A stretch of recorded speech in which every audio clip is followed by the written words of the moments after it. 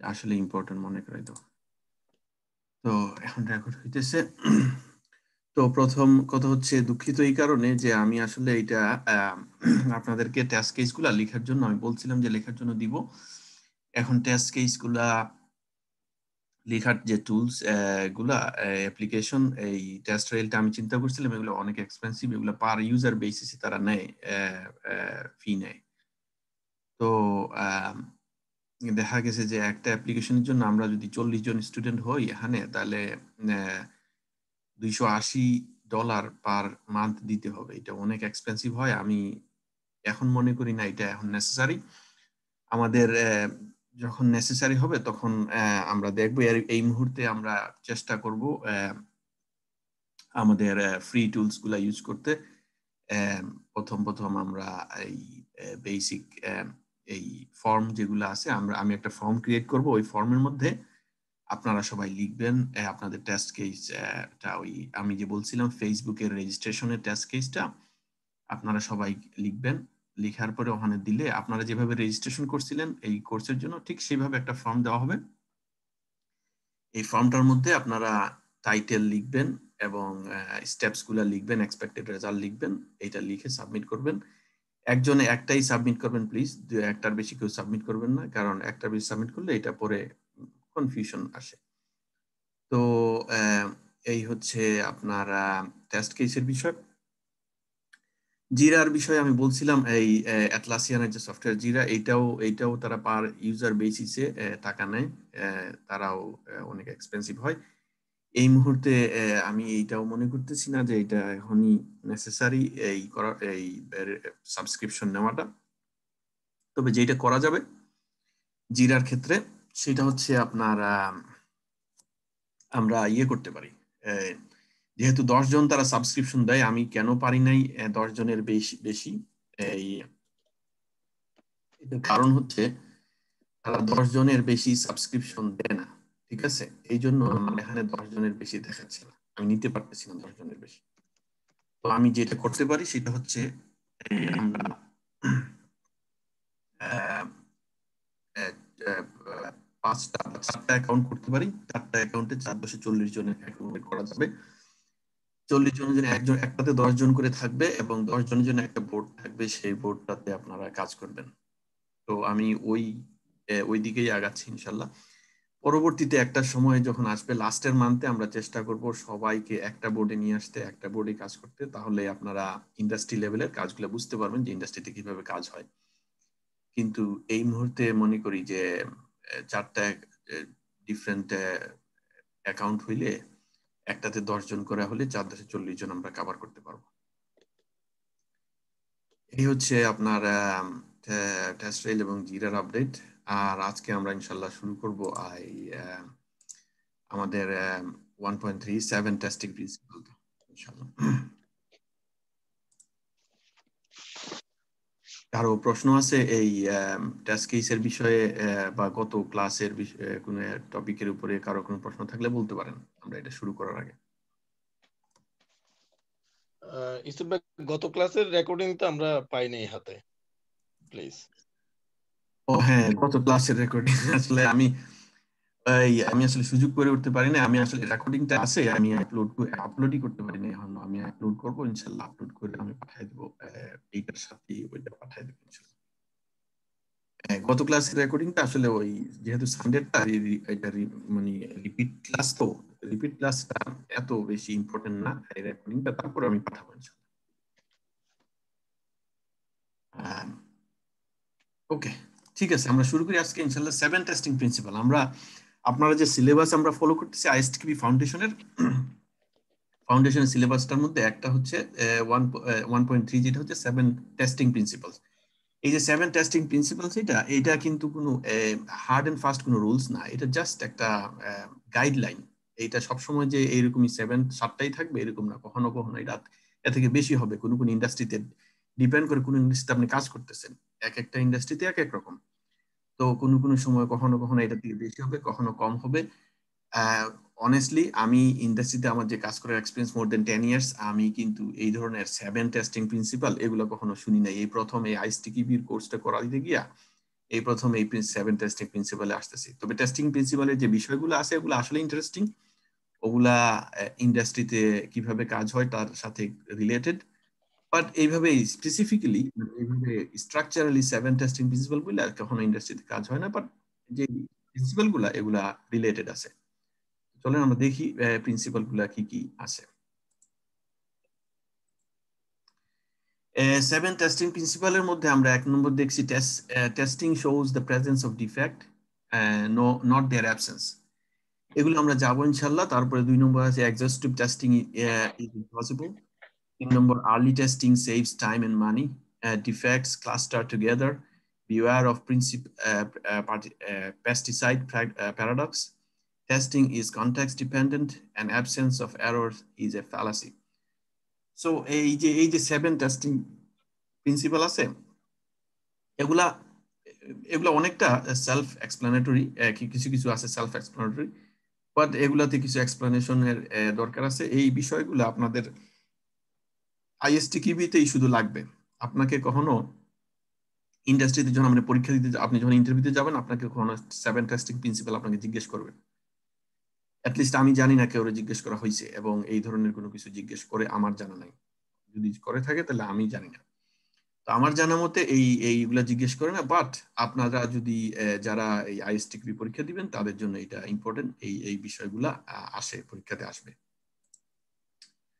Okay, first one হচ্ছে testing shows the presence of defect, not their absence. ঠিক আছে, এখন এইটা এই যে testing shows the presence of defects, not their absence, এটা মনে করেন আপনি টেস্টিং করলেন, এই যে no defects bug found on testing does not mean there is no bug or defect. বুঝছেন? এখন আপনি একটা অ্যাপ্লিকেশন টেস্টিং করছেন, ঠিক আছে, আপনি এই অ্যাপ্লিকেশনটা, এই যে ডান ডিল অ্যাপ্লিকেশনটা, আপনি এই সব কিছু টেস্টিং করছেন। ফর এক্সাম্পল আপনি এটা লগইন টেস্টিং করছেন, লগ আউট টেস্টিং করছেন, এটা সার্চিং টেস্টিং করছেন। আপনি আউডি সার্চ করবেন, A4 সার্চ করবেন, আপনি সার্চ করছেন, এটা সব ফিল্টার যেগুলো আছে এগুলো আপনি টেস্টিং করছেন, ঠিক আছে। আপনি ম্যাক্সিমাম প্রাইস 4000 4000 এভাবে দিয়ে আপনি সব ফিল্টার গুলো টেস্টিং করছেন, ঠিক আছে। এখন টেস্টিং করার পরে আপনি কি গ্যারান্টি দিতে পারবেন এটাতে কোনো বাগ নাই? পারবেন না। কেন পারবেন না? কারণ টেস্টিং এই যে বড় বড় সেই যে অ্যাপ্লিকেশন গুলো আছে এগুলাতে আপনি বাগ পান নাই, এর মানে এইটা না যে বাগ নাই, ঠিক আছে। এই প্রিন্সিপালটা 1 নম্বর প্রিন্সিপাল এইটাই বলতেছে, testing shows the presence of defect not their absence. মানে আপনি পান নাই এর মানে এইটা না যে এখানে বাগ নাই, আপনি পান নাই, হয়তো আরেকজনে পাবে, ঠিক আছে। অথবা আপনি পান নাই আরেকজনও পায় নাই, কিন্তু বাগটা হিডেন আছে, এখনো পায় নাই, কয়দিন পরে এটা এক্সপোজ হবে, ঠিক আছে। অনেক সময় আছে বাগ থাকে অনেক দিন থাকে, 2 বছর 3 বছর 4 বছর পরে বাগটা এক্সপোজ হয়, এই ধরনের হয়। তো আপনি একটা টেস্টিং করছেন, এইটার মানে এইটা না আপনি কোনো বাগ পান নাই, তার মানে এইটা না এখানে কোনো বাগ নাই, কোনো ডিফেক্ট নাই। বাগ না পাওয়াটা কোনো ডিফেক্ট নাই এটা বলা যাবে না, তো বাগ পাওয়াটা বলা যাবে যে আমি বাগ পাইছি, ঠিক আছে। তো বাগ যে আছে এইটা প্রুফ করে বাগ পাইলে, আবার না পাইলে এইটা ডিসপ্রুফও করে না, ঠিক আছে। এই জিনিসটাই বলছে এখানে, এই এই জিনিসটা এইটাই এটাই এখানে মেইন জিনিস। আপনারা এ থেকে বেশি এখানে জানার কিছু নাই, তবে এইটাতে অনেক কিছু লেখা আছে, আপনি যদি ইন্টারনেটে সার্চ দেন তাহলে অনেক ডিটেইল পাবেন, কিভাবে এটা মিন করে, এটা কি মিন করে, এটা অনেক ডিটেইলস পাবেন। তো এটা হচ্ছে জিনিসটা, এই testing shows the presence of defect not their absence, ঠিক আছে। আর এক্সহস্টিভ টেস্টিং ইজ ইম্পসিবল, এই জিনিসটা আসলে আসলে ইম্পর্টেন্ট, আপনারা বুঝতে হবে, সবাইকে বুঝতে হবে। এই জিনিসটা আপনাকে ইন্টারভিউতে আসবে, ইন্টারভিউতে অনেক সময় জিজ্ঞেস করে যে কোন সময় টেস্টিং যে শেষ হয়েছে এটা বুঝবা কেমনে। আপনারে প্রশ্ন করবে যে কতক্ষণ টেস্টিং করা যাবে, একটা অ্যাপ্লিকেশন কতক্ষণ টেস্টিং করা যায়, অথবা টেস্টিং শেষ হবে কেমনে বুঝবা, এই ধরনের প্রশ্নগুলো আসে। তো এই প্রশ্নগুলো এটার সাথে রিলেটেড, এক্সহস্টিভ টেস্টিং ইজ ইম্পসিবল। আমাদের সবসময় লিমিটেশনস থাকে, ঠিক আছে, রিসোর্সের লিমিটেশনস আছে। মনে করেন আপনি এই অ্যাপ্লিকেশনটা টেস্টিং করতেছেন, আপনাকে দেওয়া হয়েছে অ্যাপ্লিকেশন টেস্টিং করতে। হ্যাঁ, আপনার আপনার কাছে রিসোর্স, আপনার কাছে 3জন ইঞ্জিনিয়ার আছে, কিউএ ইঞ্জিনিয়ার আছে 3জন। এখন 3জনে এই পুরোটা আপনি শেষ করবেন। শেষ করবেন কয়দিনে? 2 সপ্তাহ। আপনার স্প্রিন্ট হচ্ছে দুই সপ্তাহ, ঠিক আছে, অথবা 1 সপ্তাহ। তাহলে আপনি এই 3জনে আপনি এইগুলা সব ফিল্টার গুলা টেস্টিং করে, এই যে যা ফিল্টার আছে এখানে সবগুলা ফিল্টার টেস্টিং করবেন। তারপরে সবগুলা কারের মডেল এই আলাদা আলাদা করে টেস্টিং করবেন। এই যে যতগুলো মডেল আছে সবগুলো আলাদা করে টেস্টিং করবেন। এগুলা অলমোস্ট ইম্পসিবল এই সময়ের মধ্যে। একজন একটা কমেন্ট করছে, বুঝতে পারেন না। আনু ভাই, আপনি প্রশ্ন করছেন স্লাইড শেয়ার করুন। আমি স্লাইড শেয়ার করতে, স্লাইডের পরে আমি যে প্র্যাকটিক যে ওয়েবসাইটটা দেখাইতেছি কি বলতেছি এটা বোঝানোর জন্য এই ওয়েবসাইট। আপনারা কি আমার ওয়েবসাইট দেখতেছেন? ডান দিকটা দেখতেছেন তো, না? ইয়েস।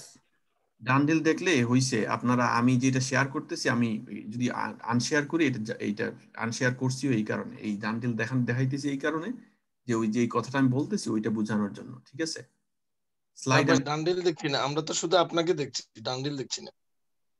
আমরা ডান্ডেল দেখিনি। আপনি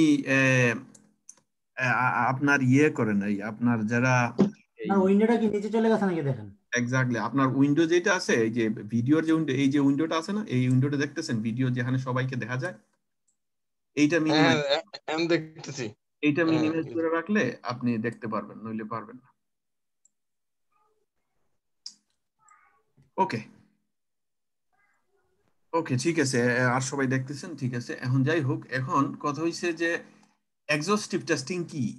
ফার্স্ট অফ অল আপনি এক্সহস্টিভ টেস্টিংটা বুঝবেন। আপনি যে এক্সহস্টিভ টেস্টিং ইম্পসিবল, এটা তো প্রথমে জানতে হবে এক্সহস্টিভ টেস্টিংটা কি। এক্সহস্টিভ টেস্টিং হচ্ছে একদম খুঁটিনাটি সব কিছু একদম একটার পর একটা খুঁটে খুঁটে টেস্টিং করাটা হচ্ছে এক্সহস্টিভ টেস্টিং, ঠিক আছে? সেলাই করে না, আমাদের দেশে মহিলারা কাঁথা সেলাই করে না, একটা একটা করে সুই দেয়, সুই গাঁথে। এই কাঁথাগুলো সেলাই করতে অনেক অনেক সময় লাগে, কারণ হচ্ছে প্রত্যেকটা সেলাইয়ের এই যে ডিস্টেন্স গুলা খুবই কম থাকে এবং একটা একটা করে গাঁথে আর ইয়ে করে। আর এইটা হচ্ছে, এই ধরনের কাজগুলো হচ্ছে এক্সহস্টিভ টেস্টিং। এক্সহস্টিভ টেস্টিং আপনার এখানে মনে করেন আপনি আসছেন, আপনি আপনি আপনারে বলা হয়েছে যে আপনি এই যে ফিল্টার করবেন, এটা হচ্ছে ফিল্টার এরিয়া, তাই না? এখানে এই জায়গাটা পুরো ফিল্টার, এই যে লেখা আছে ফিল্টার, ঠিক আছে? কিভাবে ফিল্টার করবেন? আপনাকে বলা হয়েছে যে আপনি এটা টেস্টিং করবেন। আমি চিন্তা করলাম যে আমি ডাবলিনের গাড়িগুলো দেখবো, ঠিক আছে? এখন ডাবলিনের এখানে সবগুলো গাড়ি হচ্ছে ডাবলিনের, দেখেন এখানে ডাবলিনের বাইরে কোনো গাড়ি দেখাবে না, ঠিক আছে? এখানে দেখেন ডাবলিন লেখা, ঠিক আছে? এখন কথা হইছে যে আপনার এরপরে আরো ফিল্টার আছে। এখন ডাবলিনের ফিল্টারটায় ডাবলিন চুজ করছে। এখন যদি আপনি আবার বলেন না আমি কর্কের ফিল্টারটাও দেখবো, দেখি কর্ক এটা চুজ করে কিনা, অন্য কিছু দেখায় কিনা। এই যে ডাবলিনের ফিল্টার কাজ করছে, এখন কর্কের ফিল্টার কাজ করে কিনা আপনি দেখতেছেন। এই জিনিসটা হচ্ছে এক্সহস্টিভ টেস্টিং। কারণ হচ্ছে আপনার যদি একটা ফিল্টার এখানে কাজ করে, তাইলে আমরা ধারণা করতে পারি যে অন্য ফিল্টারটা কাজ করবে, ঠিক আছে? আবার নট নেসেসারিলি সবসময় যে কাজ করে এটা না। এই সময় যে বাগ পাওয়া যায় না, এইটা আমি বলতেছি না, বাট আমি বলতে চাইতেছি যে এখানে যদি প্রত্যেকটা, ফর এক্সাম্পল আপনি মনে করেন ম্যাক্সিমাম 3টা সিটি আপনি ফিল্টার করতে পারেন এখানে, ঠিক আছে? ম্যাক্সিমাম 3টা সিটি আপনি টেস্ট করতে পারেন। এর বেশি টেস্ট করাটা হচ্ছে এক্সহস্টিভ টেস্টিং। কারণ আপনি এই যে ফিল্টারটার এত টেস্টিং এর দরকার নেই। কারণ আপনি যদি এইটাতে এত এত টাইম ওয়েস্ট করেন, তাহলে আপনার এই অন্য যে ফিচার গুলো আছে, অন্য যে ফিল্টার গুলো আছে, এগুলোতে আপনি সময় দিতে পারবেন না, কারণ আপনার রিসোর্স লিমিটেড। আপনাকে সময় দেওয়া হবে 2 সপ্তাহ আপনার টেস্টিং এর জন্য। 2 সপ্তাহের মধ্যে আপনার ইঞ্জিনিয়ার আছে 3জন, আপনি পারবেন না। এইগুলো হচ্ছে এক্সহস্টিভ টেস্টিং। মনে করেন একটা সেম ফিচার, এটা হচ্ছে লোকেশন ফিচার, লোকেশনটা চেঞ্জ করে দেয়। এই ফিচারটা প্রত্যেকটা আলাদা আলাদা করে ইন্ডিভিজুয়াল টেস্টিং করার কোনো দরকার নাই। 2-3টে টেস্টিং করলেই আমরা বুঝতে পারি। আমি যদি এখানে এখন কর্ক দিছি, কর্ক দেওয়ার পরে সবগুলা কর্ক আসছে, তার মানে আমি বুঝতে পারলাম যে এটা ফিল্টারটা কাজ করতেছে। এরপরে আমি সবগুলা সিটি আলাদা আলাদা করে টেস্টিং করার কোনো দরকার নাই। ওই সবগুলো আলাদা করে টেস্টিং করাটা হচ্ছে এক্সহস্টিভ টেস্টিং। এক্সহস্টিভ টেস্টিং মানেটাই হচ্ছে যে একদম খুঁটিনাটি সব কিছু আলাদা আলাদা করে টেস্টিং করাটা এক্সহস্টিভ টেস্টিং। এটা সম্ভব না, ওইটা ইম্পসিবল। এইটাই এখানে বুঝাইছে এক্সহস্টিভ টেস্টিং। 2 নম্বর পয়েন্ট।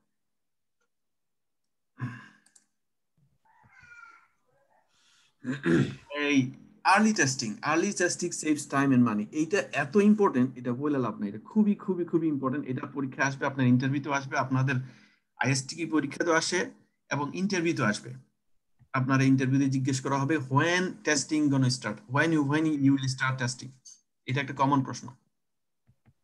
অথবা আপনার বলবে when do you think testing should start. ঠিক আছে, আপনারা আমার এখানে ডায়াগ্রাম দেখতে পাচ্ছেন, সবাই দেখতে পাচ্ছেন ডায়াগ্রামটা? এই যে ডায়াগ্রামটা দেখছেন, এই ডায়াগ্রামটা হচ্ছে আপনার একটা একটা প্রোডাক্টের আপনার স্টার্ট এই উইক 0 উইক 11 এটা রিলিজ হয়। ঠিক আছে, মনে করেন আমাদের যে প্রোডাক্ট আছে, আমাদের প্রোডাক্ট হচ্ছে ডান্ডিল। ঠিক আছে, এই প্রোডাক্টটাতে আমরা নতুন নতুন ফিচার অ্যাড করি সব। এখানে মনে করেন এখানে আছে কি এনি প্রাইভেট ডিলার SIMI। ঠিক আছে, এখানে যদি আরেকটা অপশন আমরা অ্যাড করি, তাহলে এই আরেকটা অপশন অ্যাড করার পরে এটা আমরা রিলিজ করব। রিলিজ করার পরে এই আরেকটা অপশন আসবে, এই SIMI টা আগে ছিল না, এখন আসছে। ঠিক আছে, এখন এই পুরোটা এই যে SIMI টা এবং অন্যান্য ফিচার গুলো আমরা অ্যাড করব, এই সবগুলার একটা লাইফ সাইকেল আছে। এই যে এইটা হচ্ছে এই যে উইক 0 থেকে এখানে 11, এখানে কোনো কোনো কোম্পানিতে 2 সপ্তাহ থাকে, 2 সপ্তাহ একটা রিলিজ দেয়, একটা প্রোডাকশন রিলিজ হয়। কোনো কোনো কোম্পানিতে 3 সপ্তাহ, কোনোটাতে আবার 1 সপ্তাহ, কোনোটাতে আছে এভরি 2 ডেজ 3 ডেজ রিলিজ হয়। যারা খুব বেশি ফ্রিকোয়েন্ট রিলিজ করে, অ্যাজাইল মেথডে কাজ করে, তারা খুব ফ্রিকোয়েন্টলি রিলিজ করে, তারা একটা স্টোরি একটা ফিচার শেষ করে সাথে সাথে রিলিজ করে দেয়। কারা কোন কোথাও কোথাও আছে তারা একসাথে 5টা ফিচার 10টা ফিচার একসাথে করবে, করার পরে রিলিজ করবে, একটা করে রিলিজ করে না। তো এটা ডিপেন্ড করে। এখন মনে করেন ধরলাম আমাদের এখানে উইক 0 থেকে উইক 11, আমাদের 11-এ আমরা রিলিজ করতেছি। এখন আমার এই যে উইক 0 এটা তো আর্লি স্টেজ শুরু, বুঝছেন? আর এখানে আমাদের আছে এই যে ইন্টিগ্রেশন টেস্টিংটা। ঠিক আছে, আপনার যখন ইউনিট টেস্টিংটা আছে, ইন্টিগ্রেশন টেস্টিংটা আছে। এখন আপনার শুরুতে আপনার যখন একটা ফিচার, এখানে একটা ফিচার করা শুরু করবেন, আপনি মনে করেন এই জায়গায় আরেকটা আপনার অপশন অ্যাড করবেন। এই যে ডিলার আছে, এখানে সবগুলো ডিলারগুলো ফিল্টার করছে, এখানে আরেকটা ফিল্টার আপনি অ্যাড করবেন। তাহলে এই আপনার টেস্টিংটা কোথায় শুরু হওয়া উচিত? টেস্টিং এ শুরু হবে আপনার ভেরি আর্লি স্টেজে, যখন আপনার প্রত্যেকটা এই ডেভেলপমেন্টের যখন শুরু হয়, ডেভেলপার একটা কাজ শেষ করার পরেই এটার একটা ভার্সন দেয়, একটা বিল্ড বানাইয়া সে এটা কিউএ ইঞ্জিনিয়ার যারা আছে, টেস্টার আছে, তাদেরকে দেয়। তো তারা এটা রিলিজ হওয়ার অনেক আগে, মাত্র ডেভেলপাররা যখন কাজ করতেছে তাদের সাথেই এটা টেস্টিং করা শুরু করে দেয়। এইটা হচ্ছে আর্লি টেস্টিং। যখন একটা ফিচার EXE ফাইলটা যখন আমাদের কাছে পাঠাবে তখনই আর কি শুরু করা লাগবে নাকি? এক্স্যাক্টলি, এগুলা সাধারণত এক্সি ফাইল পাঠায় না, এগুলো সাধারণত পুরো একটা একটা প্যাকেজ পাঠায়। ঠিক আছে, এই প্যাকেজটা সাধারণত পাঠানো লাগে না, এটা সাধারণত আপনার এইভাবে আপনার এই যে এটা dandil.i আছে না, এটা হবে কি সাধারণত এই ধরনের একটা ইউআরএল দিবে তারা। সাধারণত এটা এক এক কোম্পানিতে এক এক রকম। এখানে test.dandil.i আইদার এইভাবে থাকবে, অথবা staging.dandil.i। এই যে স্টেজিং এন্ড সাপোর্ট টেস্ট, এই এনভায়রনমেন্ট গুলো, এই ইউআরএল গুলো এইভাবে থাকে। এই ইউআরএলটা বাইরে থেকে অ্যাক্সেস করা যাবে না, এটা শুধু অ্যাক্সেস করা যাবে within the organisation, within the network. ঠিক আছে, আর এই ইউআরএল গুলো শুধু টেস্টিং করার জন্য, এগুলা কাস্টমাররা কখনো পাবে না। আমি কখনো ডান্ডিলের এই টেস্টিং ইউআরএল আমরা দেখতে পারবো না, সম্ভব না। আমি যদি হিট করি, এটা দেখবেন এটা নো ইউআরএল ফাউন্ড, এটা এরর দেখাবে। ঠিক আছে, তো এই স্টেজিং অথবা টেস্ট, কেউ আছে স্টেজিং বলে, কেউ বলে টেস্ট। এই টেস্ট এনভায়রনমেন্ট গুলা এইভাবে এটা টেস্ট দেওয়ার সাথে সাথে এটা ডান্ডিলে চলে গেছে। ঠিক আছে, এর মানে বোঝা গেল এটা টেস্ট, এটা তাদের আছে। এই যে test.dandil.i দিছি না, এটা ডান্ডিলে চলে গেছে, তাদের টেস্ট এনভায়রনমেন্ট আছে, ওইটাতে হিট করলে ওরা রিডাইরেক্ট করে দেয় dandil.i তে। তো ফ্যাক্টটা হচ্ছে আপনাকে এই ধরনের একটা এনভায়রনমেন্ট অলরেডি দেওয়া হবে, কোনো ইএক্সি ফাইল প্যাকেজ থেকে যেগুলো আপনারা দেওয়া হবে না, দেওয়া হবে সেটা হচ্ছে এরকম একটা এনভায়রনমেন্ট অলরেডি বিল্ড হয়ে যাবে। যেই মুহূর্তে এই যে জেনকিন্সটা আছে না, জেনকিন্স কিন্তু খুবই পাওয়ারফুল একটা, আমরা জেনকিন্স শিখাবো, আমরা বলছি ইনশাআল্লাহ জেনকিন্সটা আমরা দেখা দিব। জেনকিন্সটা খুবই পাওয়ারফুল একটা টুল, এটা ইন্ডাস্ট্রিতে খুব বেশি ইউজ হয়। এটা জানা থাকলে আপনি ভালো, তারা খুবই ভালো একটা ইয়ে দিবে আপনার, আপনার ফিডব্যাক, ভালো ফিডব্যাক পাবেন আপনার আশা করা যায়। এটা যদি জানেন তারা খুবই পছন্দ করবে, ইন্ডাস্ট্রি এগুলো পছন্দ করে। এনিওয়ে, আপনার এখানে এই ধরনের অনেকগুলো জব থাকবে। এই ধরনের জবের একটা জব, কয়েকটা জবই থাকবে যারা এই যে বিল্ড দেখতেছেন, এরা করে কি, এটা বিল্ড করে, ঠিক আছে। এরা এরা বিল্ড করবে, বিল্ড করার পরে এই যে বিল্ড করবে, এরা বিল্ড করলে এই ধরনের একটা এনভায়রনমেন্ট বিল্ড হয়ে যাবে উইথ নিউ ফিচার, ঠিক আছে। যখন ডেভেলপাররা নিউ ফিচার একটা বানাবে, মনে করেন এখানে এই অল মেক্স আছে, প্রাইস আছে, ইয়ার আছে, এখানে মনে করেন মান্থ একটা তারা দিবে, ঠিক আছে। অথবা এখানে তারা চাইতেছে আরেকটা ফিল্টার অ্যাড করতে, মনে করেন এই গাড়ির মনে করেন ইঞ্জিন সাইজ, ঠিক আছে। এখানে ইঞ্জিন সাইজ 1.6 or 1.8, এই ইঞ্জিন সাইজ আরেকটা ফিল্টার অ্যাড করবে তারা। তো এখন ডেভেলপাররা করবে কি, এই আরেকটা ফিল্টার অ্যাড করার পরে এই জেনকিন্সের এই বিল্ড এটা বিল্ড করবে। বিল্ড করার সাথে সাথে মনে করেন এটা যেই প্রোডাক্ট যত সময় লাগে, এক একটা প্রোডাক্টের এক একটা সময়, কোনো প্রোডাক্ট আছে ভেরি হেভি, তাদের সময় লাগে বেশি বিল্ড হইতে, কাদের আরো কম লাগে। তো জেনকিন্স করবে কি, এই ধরনের একটা বিল্ড করে দিবে, এই ধরনের একটা এই test.dandle.i এই ওয়েবসাইট, এই ইউআরএলটাতে। তো এই ইউআরএল এ করবে কি, এই ইউআরএল এ এখানে আরেকটা ফিল্টার অ্যাড করে তারা দিয়ে দিবে। তো আপনাকে এখানে কোনো প্যাকেজটা নিয়ে আপনি কিছুই করতে হবে না, আপনি জাস্ট এই ইউআরএলটা as soon as build finish, যখন বিল্ডটা ফিনিশ হয়ে যাবে এই ধরনের গ্রিন আসবে। এই গ্রিন আসা মানে সাকসেস, ঠিক আছে, পাস, এটা ভালো, এটা হইছে, কাজ হইছে। এই রেড হওয়া মানে এখানে ফেইল আছে, ঠিক আছে। তো যখন গ্রিন আসবে আপনি এটাতে হিট করবেন, দেখবেন এখানে আলাদা আরেকটা ফিল্টার চলে আসছে, ডেভেলপার যেটা অ্যাড করছে সেটা চলে আসছে, ঠিক আছে। এইটা হচ্ছে টেস্ট এনভায়রনমেন্ট। এই টেস্ট এনভায়রনমেন্টে আপনি টেস্ট করবেন একদম আর্লি স্টেজে, যখন ডেভেলপাররা কাজ করবে তাদের কাজের সাথে সাথে আপনি কাজ করবেন। ডেভেলপার আপনাকে বিল দিবে, আপনি টেস্ট করবেন, টেস্ট করে সাথে সাথে তাকে জানাবেন, তাকে বাগ থাকলে বাগ রিপোর্ট করবেন। তো এই যে আর্লি স্টেজে যে কাজটা শুরু হয়, এই আর্লি টেস্টিং, এটার বেনিফিটটা কি? এটার one of the major benefit হচ্ছে, এটার বেনিফিট কেউ বলতে পারবেন? কেউ যদি বলতে পারেন তাহলে ভালো হয়, কিছু এঙ্গেজমেন্ট হলে ভালো হয়। আর্লি টেস্টিং এর বেনিফিট কেউ বলতে পারবেন? মাইক ওপেন করতে পারেন কেউ বললে। আর্লি টেস্টের বেনিফিট হচ্ছে, এটা হচ্ছে টাইম এবং মানি সেভ হবে। এবং মানি কিভাবে সেভ হবে? জি, মানি কিভাবে সেভ হবে? মানি সেভ হবে এই কারণে যে আপনার একটা টাইম লিমিট দেওয়া আছে, দেখা যাচ্ছে যে 2 উইকস, কিন্তু আপনি এটা আর্লি টেস্টিং এর কারণে আপনি দেখা যাচ্ছে যে এটা 5 উইকসে আপনি এটা শেষ করে ফেললেন।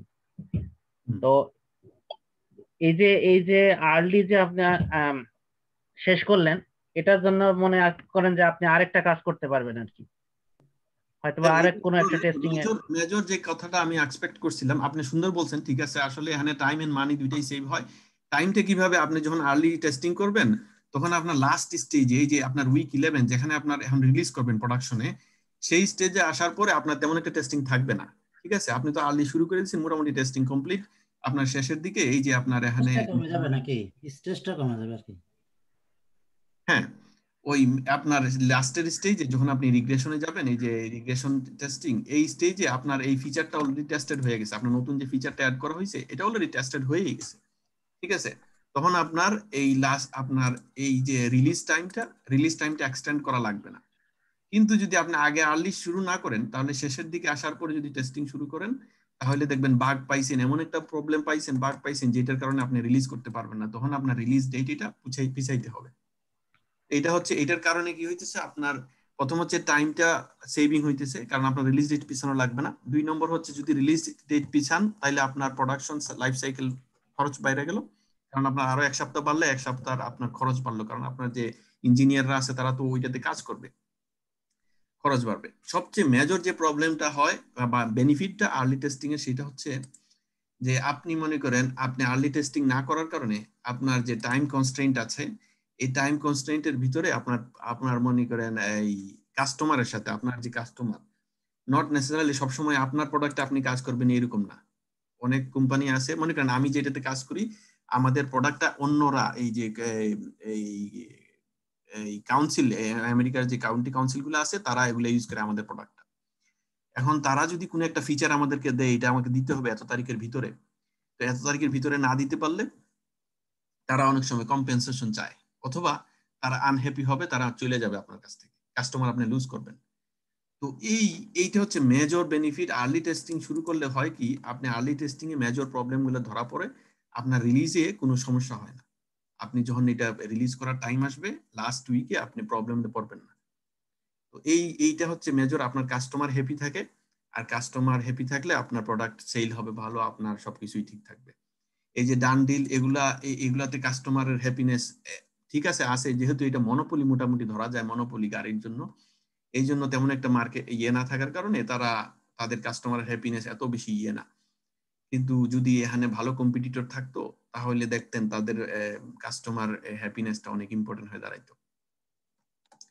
তো আপনি যখন সবাই তো সব প্রোডাক্টে, যে আপনি এক একটা প্রোডাক্টে কাজ করতে পারেন যে প্রোডাক্টে দেখা যাবে যে এটা কাস্টমারের হ্যাপিনেসটা ইম্পর্টেন্ট। ফর এক্সাম্পল আপনি যদি ই কমার্স সাইটে কাজ করেন, যেখানে আপনি বিক্রি করেন, আপনার একটা প্রোডাক্ট বিক্রি করেন, আপনি অ্যামাজনে কাজ করেন। এখন অ্যামাজনে যদি কাজ করেন আপনি, আর আপনার আপনি কাজ আপনার টেস্টিং করতেছেন, ফর এক্সাম্পল দেখেন আপনি অ্যামাজনে কাজ করেন আর আপনি টেস্টিং করতেছেন তাদের এই এই বাস্কেটটা, ঠিক আছে, শপিং কার্ট, আর আপনার ক্যালকুলেশন, আপনার এই পেমেন্ট ফি এন্ড পেমেন্ট এগুলো তাদের পেমেন্ট প্রসেসিংটা এটা টেস্টিং করতেছেন। এবার চিন্তা করেন আপনি যদি শেষের দিকে টেস্টিং করা শুরু করেন আর আপনার টেস্টিং এর কোনো গাফিলতির কারণে কোনো বাগ থেকে যায়, যেখানে তাদের মনে করেন 10 সেন্ট করে কম চার্জ করা হইতেছে, অথবা 10 সেন্ট করে বেশি চার্জ করতেছেন কাস্টমারকে, তাহলে তাদের যে মিলিয়ন মিলিয়ন পারচেজ হইতেছে এভরিডে, আপনার 10 সেন্ট হয়ে গেলে হিউজ অ্যামাউন্ট অফ মানি তাদের আইদার বেনিফিট হবে অথবা লুজ হবে। আমার মনে আছে আমি যখন এওএল এ কাজ করতাম, আমাদের আপনারা সবাই জানেন, ফর এক্সাম্পল আমি এখানে যদি দেই, আপনারা এই যে মনে করেন এখানে এই যে টয়েস,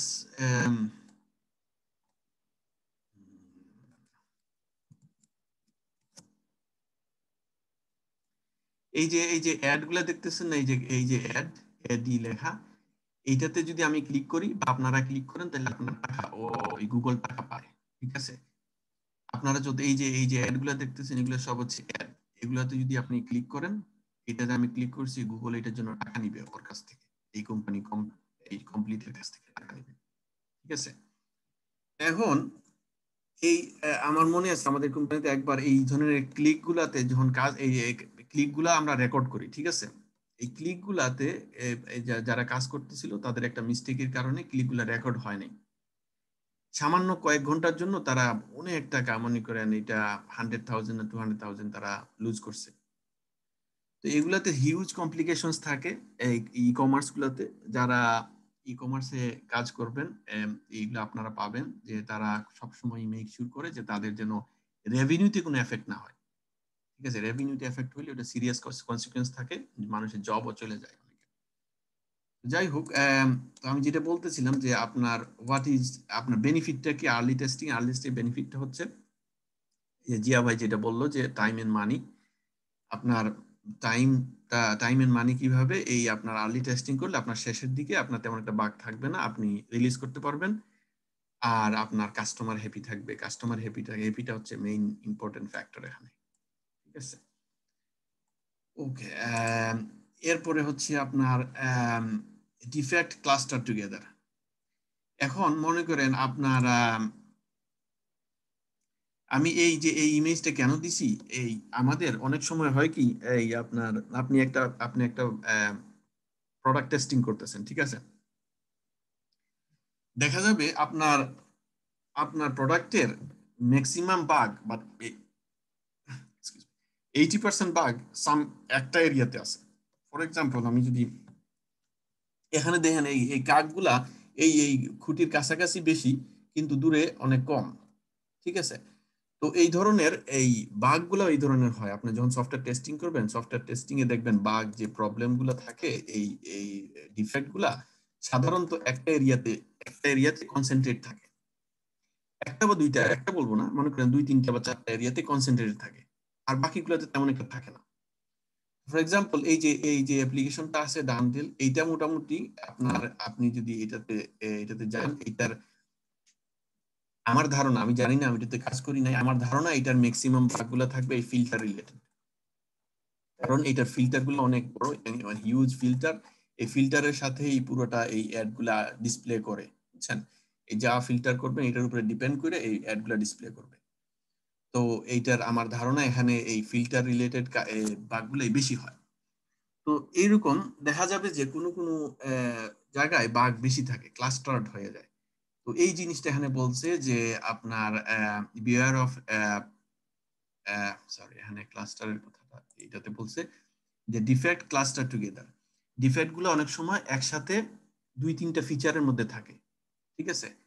তো এখানে মনে করেন এটা থাকতে পারে এই ফিল্টারের মধ্যে, অথবা এটা থাকতে পারে এই ডিসপ্লে, এই যে ডিটেইলস এর মধ্যে, এই যে আপনার থাম্বনেইল যে ডিসপ্লে গুলো আছে এই ডিসপ্লে গুলোর মধ্যে, অথবা এই ফিল্টার গুলোর মধ্যে।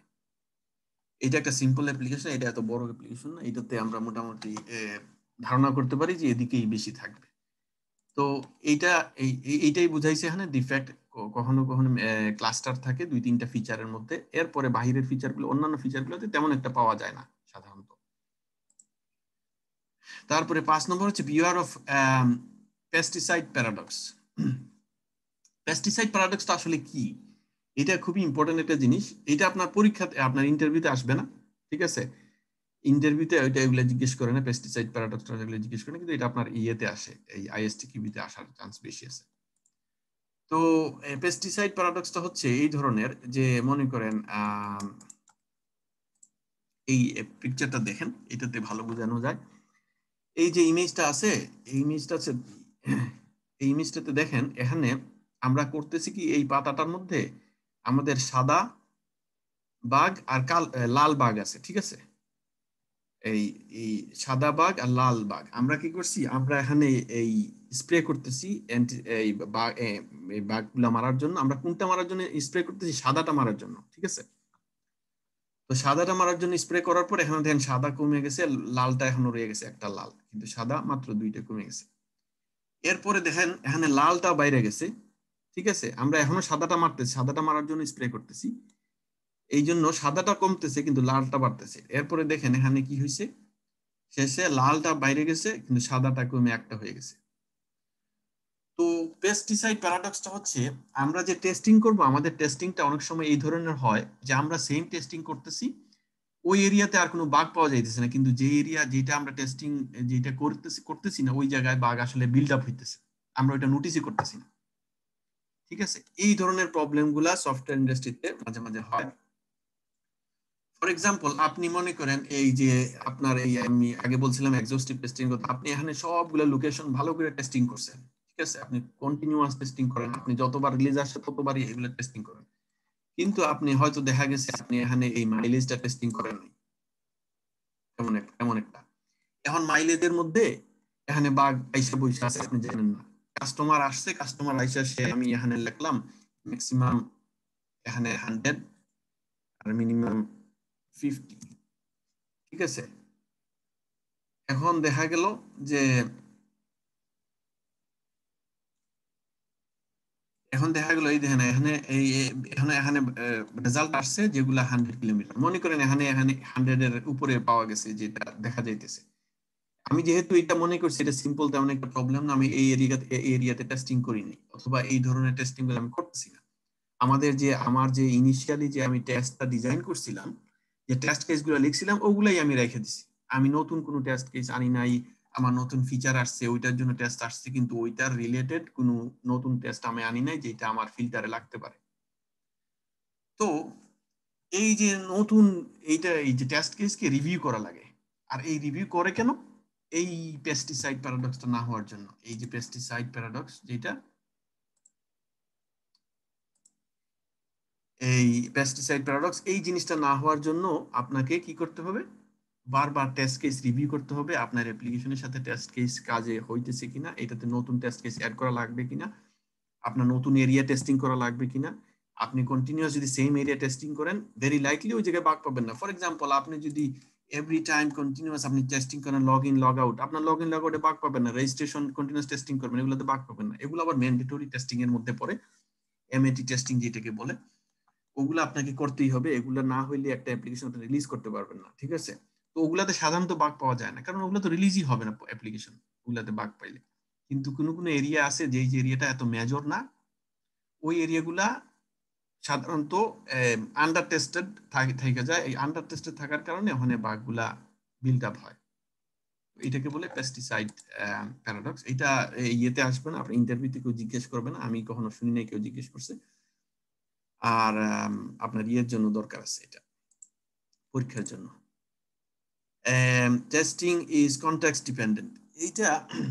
এটা আবার মোটামুটি এটা আপনার বোঝা দরকার, এটা বুঝলে খুবই ভালো, কারণ সব টেস্টিং সমানভাবে হয় না, ঠিক আছে? কনটেক্সট ডিপেন্ডেন্ট মানেই হচ্ছে আপনি অ্যামাজনকে যেভাবে টেস্টিং করবেন, হোয়াটসঅ্যাপকে সেভাবে টেস্টিং করবেন না।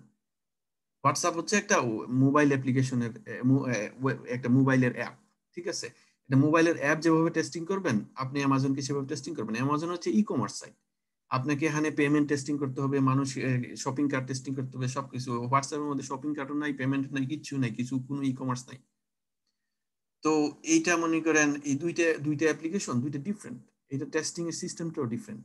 এই জিনিসটাই, এইটা হচ্ছে টেস্টিং, এইটাই কি বলা হয় কনটেক্সট। কনটেক্সটটা মানেই হচ্ছে যে আপনার দুইটার বিষয় কি, দুইটা ডিফারেন্ট কনটেক্সটে টেস্টিং করা লাগে, কারণ দুইটা ডিফারেন্ট অ্যাপ্লিকেশন, ঠিক আছে? এই ফর এক্সাম্পল এখানে দেখেন আপনার এই ডান ডিলে, এখানে কিন্তু আপনি অনলাইনে এখানে কিনতে পারবেন না, এটা শুধু আপনি দেখতে পারবেন। আপনি এখানে শপিং কার্ট নাই, কিচ্ছুই নাই, ঠিক আছে? এখানে আপনি অ্যাড করতে পারবেন না, কিছু করতে পারবেন না। কিন্তু আপনার এই অ্যামাজনে আপনি অ্যাড করতে পারবেন, আপনার শপিং কার্ট আছে, আপনি ডাইরেক্ট এখানে পে করতে পারবেন। ডান দিলে এখানে পেমেন্টের কোনো কিছু নাই। তাইলে এখানে পেমেন্ট টেস্টিং করা, ডান দিলে আপনি শপিং কার্ট টেস্টিং করা নাই, আপনার পেমেন্ট টেস্টিং করা নাই, আপনার পেমেন্ট গেটওয়ে টেটওয়ে কিছুই নাই। সো এটা অনেক সিম্পল। তো এইটা হচ্ছে কনটেক্সট। আপনার এক একটা সফটওয়্যার এক এক ধরনের টেস্টিং লাগে, সব সফটওয়্যার সমান টেস্টিং না। আর এই কারণে এটাকে এখানে এই স্টেপটা বলা হয়েছে টেস্টিং ইজ কনটেক্সট ডিপেন্ডেন্ট। এখন আপনার যেই কনটেক্সটে আপনি কাজ করবেন, আপনার সফটওয়্যারটা যেই কনটেক্সটে কাজ করবে, ওই কনটেক্সটে আপনাকে টেস্টিং করতে হবে, এইটাই এখানে বোঝাইছে। Absence of error is a fallacy.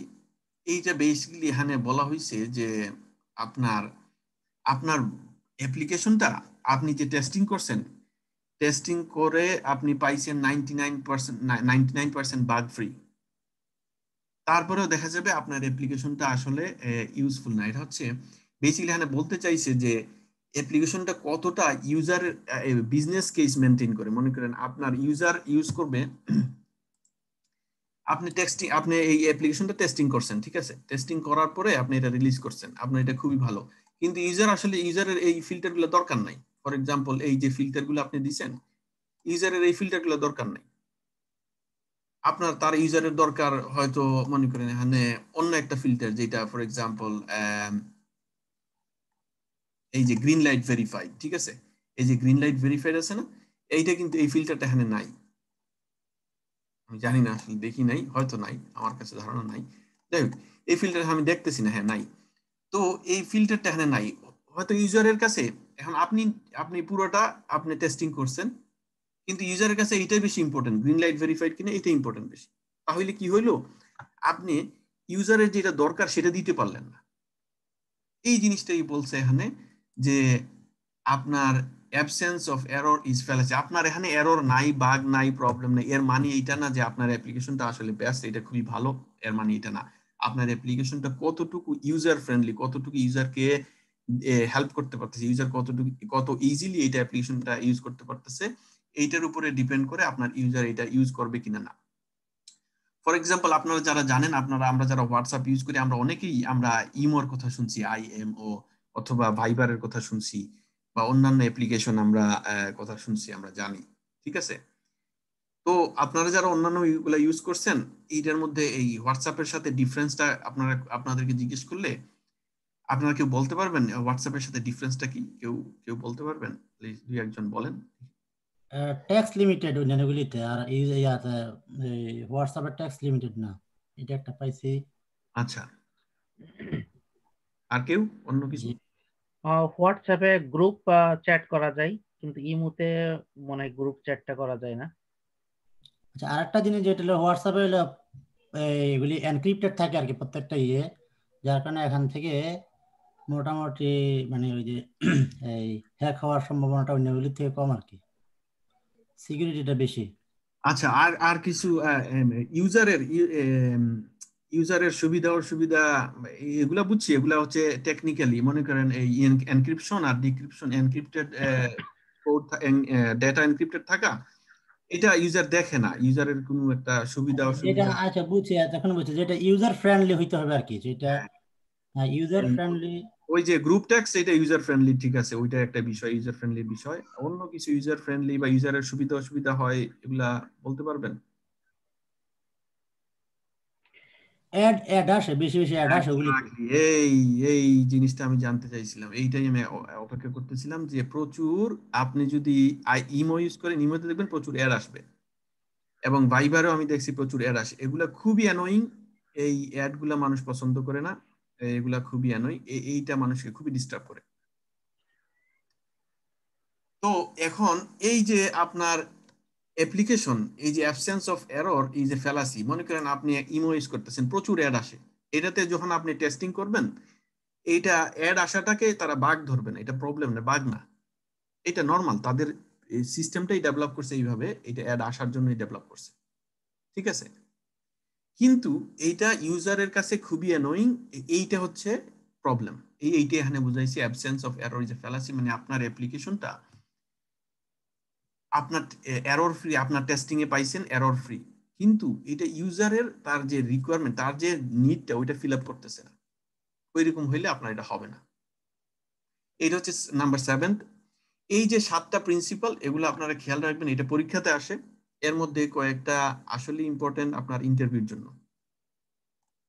ঠিক আছে। আপনার ইন্টারভিউর জন্য এগুলা মনে করেন এই এই যে testing shows presence of defect not their absence, এই ধরনের প্রশ্নগুলা আপনার ইয়েতে আসবে, এই আপনার আইএসটিকিউ পরীক্ষাতে আসবে।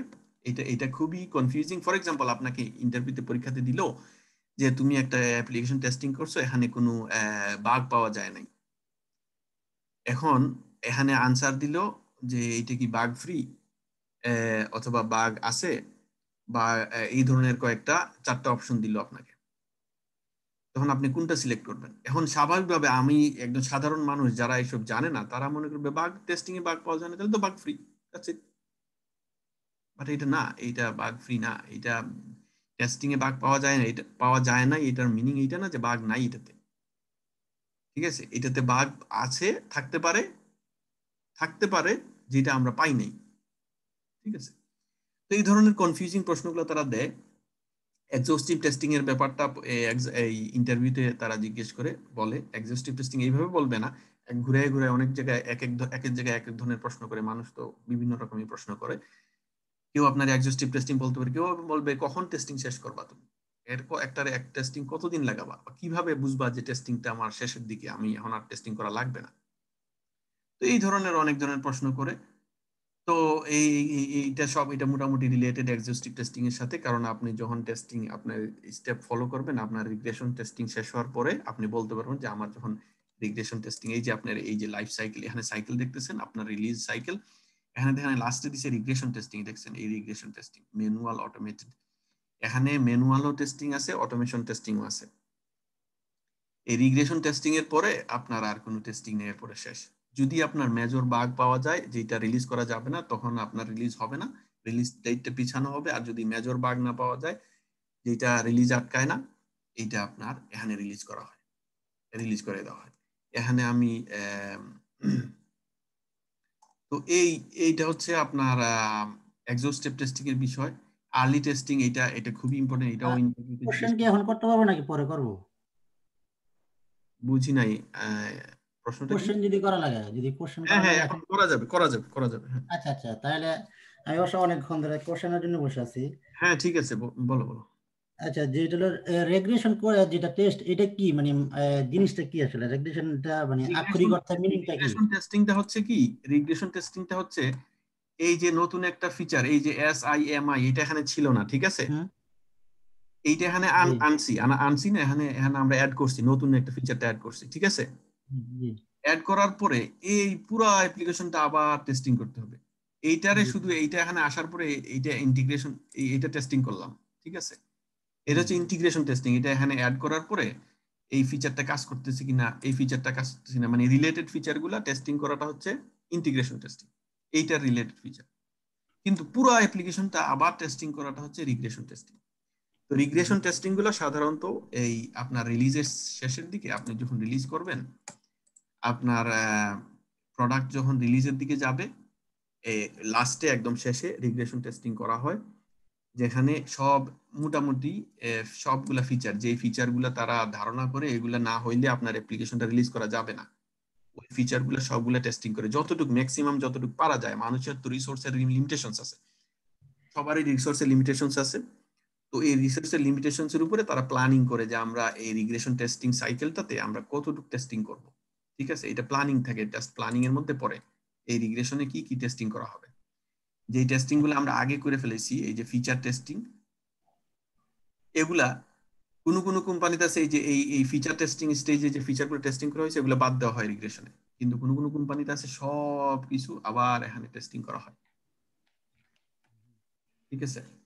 আচ্ছা, তো সেকেন্ড সেকেন্ড যে কোশ্চেনটা ছিল সেটা হচ্ছে যে যে যে আমরা ফিল্টারিং করার সময় যেটা এক্সহাস্টিভ টেস্টিং ছিল আর কি। তো ওই যে এক্সহস্টিভ টেস্টিং, হ্যাঁ যেটা ফিল্টার করার সময় এখন আমি হয়তোবা এই একটা গাড়ি বা দুইটা যে কর বা বিভিন্ন সিটি সেন্টার, যেমন এখানে 100টা সিটিটা থাকবে, লোকেশন থাকবে। হ্যাঁ এমন হইতে পারে যে সফটওয়্যার মানে ডেভেলপার এমন একটা এই লাস্টের ইয়াটা হয়তো বা যা শুধু একটা HTML দিয়ে একটা শুধু এতটুকু বানাইছে, ঠিক আছে? এই যে মানে এগুলো কি বলে, এই যে ক্রস ক্রস সেকশন যেটা কি, যা শুধু একটা ক্রস দিয়ে লিখছে ঢাকা, ঠিক আছে? তো হ্যাঁ হয়তো বা সেইটার ভিতরে কোনো এই কোনো এই প্রোগ্রামিং কিছুই লিখে নাই, ঠিক আছে? হুম তো সেই ক্ষেত্রে তো এটা একটা বিশাল বড় একটা বাগ থেকে যাবে। কিন্তু আমি যদি যা শুধু 3টা ইউজ করি, মানে 3টা টেস্ট করি, বাকি 97টা না করলাম, ওখানকার একটা বা দুইটা যদি এরকম পসিবিলিটি থাকে যে সে হয়তো বা যা শুধু এটা শো করছে কিন্তু ভিতরে কোনো ফাংশন নাই, ওকে। সেই ক্ষেত্রে কি?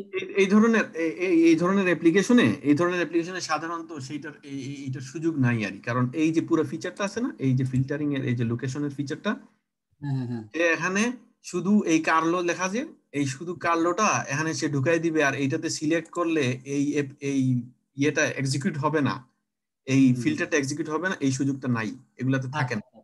সে ওকে চাইলেও সে পারবে না, কারণ এইটা আপনার ইয়েতে এই কোড যে রিভিউ হয়, কোড রিভিউতে আপনি গিটহাব, আমরা হয়তো অনেকেই জানি গিটহাবের কথা, আমরা গিটহাবও দেখাবো ইনশাল্লাহ।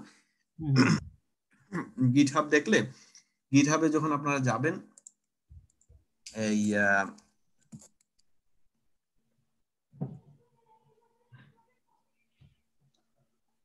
গিটহাবে এই ধরনের পুল রিকোয়েস্ট থাকে, ঠিক আছে? পুল রিকোয়েস্টে গেলে, পুল রিকোয়েস্টে বাগগুলি আসে পারবে নাকি? না না, পুল রিকোয়েস্টে যখন যে যে ডেভেলপার, সে হুম, এ, সে এখানে আরেকজনকে দিবে দেখার জন্য আমার যে কোডটা, বুঝছি। আমার কোডটা, এই কোডগুলো আমি করছি, ঠিক আছে? আমি এখন অ্যাসাইন করবো আরেকজনরে, ঠিক আছে? এই যে এই কমেন্টগুলো আমার, ঠিক আছে? এই কমেন্টগুলো আমার, আমি আরেকজনেরটা দেখছি, দেখে আমি এখানে কমেন্ট করছি, ঠিক আছে? তখন সে এগুলো ফিক্স করা লাগবে তাকে। বুঝছি বুঝছি। তো এই যে আমি আমি এই যে রিভিউতে যাবে, রিভিউতে যাওয়ার পরে সেইটা ধরা পড়বে যে এটা কাজ করবে না, এটা এটা প্রবলেম হবে, এটা পরবর্তীতে প্রবলেম হবে, এটা ধরা পড়বে, ঠিক আছে? আর এই ধরনের ফিল্টারিং এ এখানে যেটাই অ্যাড করা হবে, এখানে যদি লন্ডন অ্যাড করা হয়, লন্ডনটা অটোমেটিক্যালি এই সিলেক্ট করলে এইটা লন্ডনটা ফিল্টারে অ্যাড হবে এবং ফিল্টার করবে, লন্ডন নিয়ে ফিল্টার করা হবে। এবং দেখা যাবে যে এখানে যদি লন্ডন লেখা কোনো ইয়ে থাকে, এই লন্ডন দিয়ে কোনো অ্যাড থাকে, কেউ দেয়, তাহলে ওইটা আসবে, আর না হলে এটা ব্ল্যাঙ্ক আসবে, ঠিক আছে? ফর এক্সাম্পল, আমি যদি এখানে এই যে ফিল্টারটা আছে না, এখানে যদি আমি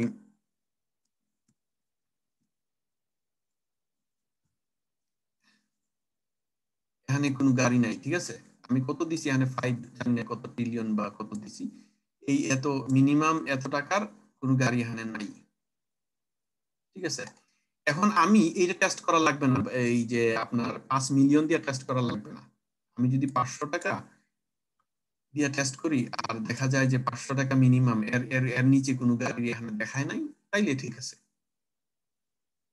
এটা হচ্ছে এক্সহস্টিভ টেস্টিং এর মানে অতিরিক্ত, এটারে 500 টাকা দিয়ে টেস্ট করলাম একবার, 1 টাকা দিয়েও একবার টেস্ট করলাম, আবার 200 টাকা দিয়ে টেস্ট করলাম, এটার কোনো মানে নেই।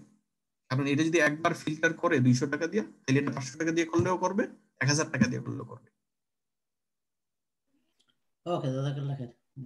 দাদা ওকে, আসলে আমি মনে করছিলাম আর একটু যাব, কিন্তু আজকে 1 ঘন্টা আমাদের হয়ে গেছে। আমি মনে করি এনাফ ইনফরমেশন আজকে শেয়ার করছি, এতটুকুই। আমরা আজকে 7 প্রিন্সিপাল যেটা এটাই থাক। আমরা ইনশাল্লাহ সামনে এই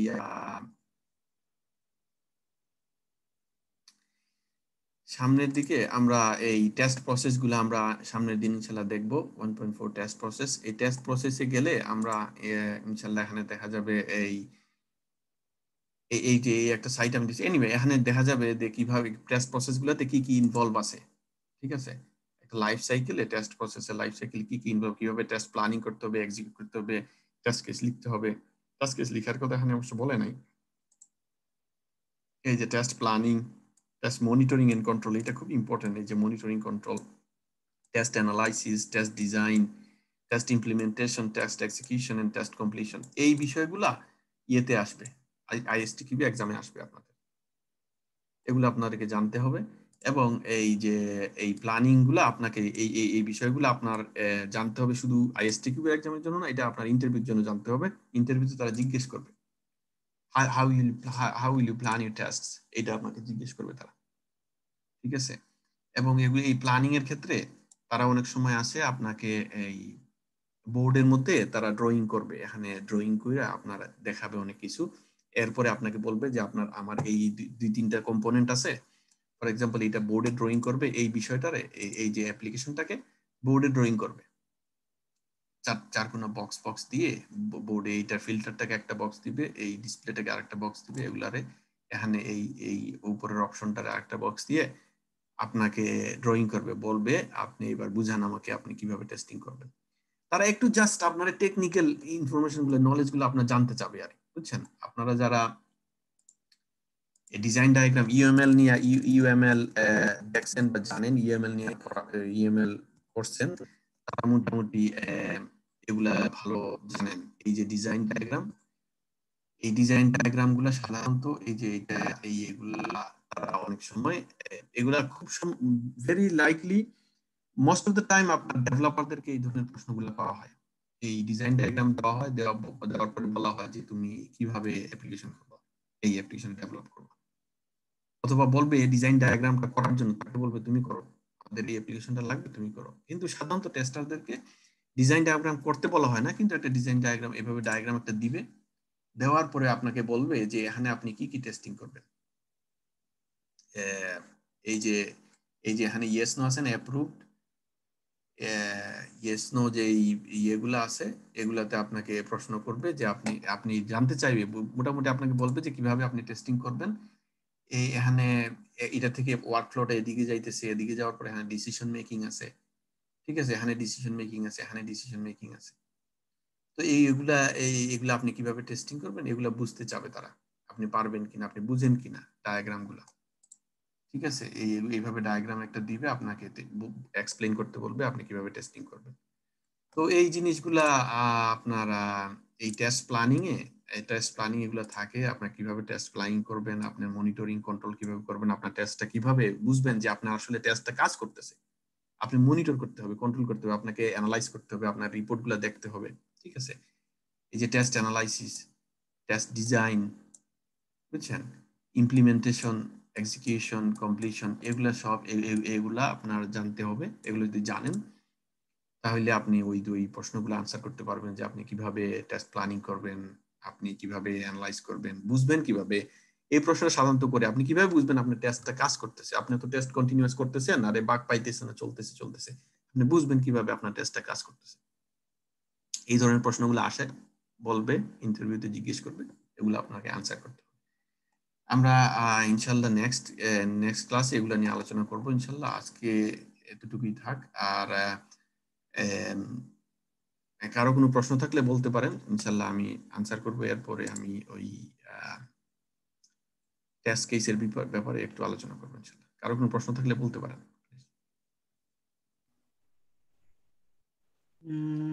আচ্ছা, কারো কোশ্চেন না থাকলে আমার একটা যেটা আসছে, যেটা যে 4 নম্বর কোশ্চেনটা পরেরটা যেটা ছিল ডিফেক্টস ক্লাস্টার টুগেদার। হ্যাঁ, যখন আমার মানে যেটা বললা যে এই লেকচারে যে ডিফেক্ট গুলি বিশেষ করে বেশিরভাগই হয়তোবা যে একটা ফিচারের মধ্যে বেশিরভাগ থাকবে হয়তোবা, বা সবগুলিতে এই ধরনের ক্লাস্টার হিসেবে থাকে না। যখন পাওয়া যায় তখন একটা ফিচার এই ক্লাস্টার হিসেবে পাওয়া যায়। কেন এটা মানে দেখা যাচ্ছে যে কি এটা না ক্লাস্টার হিসাবে একটাতে থাকবে এরকম না, 2-3টা ফিচারে থাকতে পারে ক্লাস্টার। 2-3টা ফিচারে বললাম, হ্যাঁ আচ্ছা ঠিক আছে। এখন 10টা ফিচার আছে, 2-3টা ফিচার এরকম ক্লাস্টার হিসেবে থাকবে কেন? যে আমি এটার কারণ হচ্ছে এই ফিচার গুলা ফার্স্ট অফ অল যে অনেক সময় আছে যে আপনি আন্ডার টেস্টিং করছেন, ঠিক আছে। এই ফিচার গুলা ফর এক্সাম্পল এই এই যে আপনার বডি টাইপ, ঠিক আছে, এই বডি টাইপ যে আমরা ফিল্টার আছে, এটা হয়তো আমরা তেমন একটা টেস্টিং করি নাই। তো এখানে দেখা গেছে বেশি পাওয়া যাচ্ছে, অথবা আমাদের জন্য এটা, আমাদের বিজনেসের জন্য এটা ইম্পর্টেন্ট না, ঠিক আছে। কোনো বিজনেস আছে যে তার শপিং কার্ট আছে কিন্তু তাদের এখানে কেউ কিনে না আসলে, আর এখানে বেশিরভাগ মানুষ আছে রিভিউ করার জন্য, ঠিক আছে।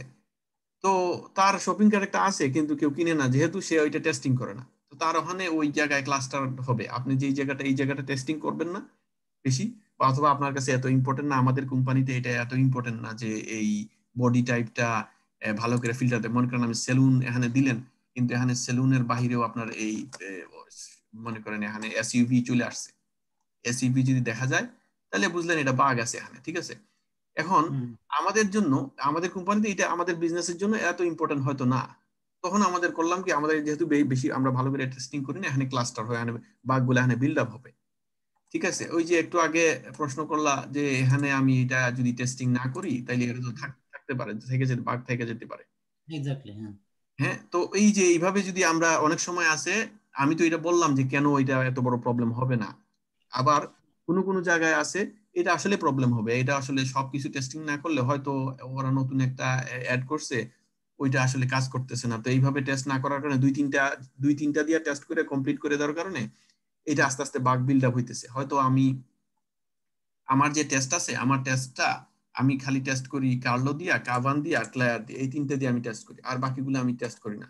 হয়তো দেখা গেছে এখানে নিচের দিকে যেগুলো আছে এগুলাতে বাগ বিল্ড আপ হইতেছে, কারণ সফটওয়্যার টেস্টারের খুব এটা হিউম্যান সাইকোলজিটা এইভাবেই কাজ করে। হিউম্যান সাইকোলজি কিভাবে কাজ করে, এই জন্য এই সফটওয়্যার টেস্টার আর ডেভেলপার, একজন ডেভেলপার তার নিজের কোড টেস্ট করবে না, এটা হচ্ছে কমন প্র্যাকটিস।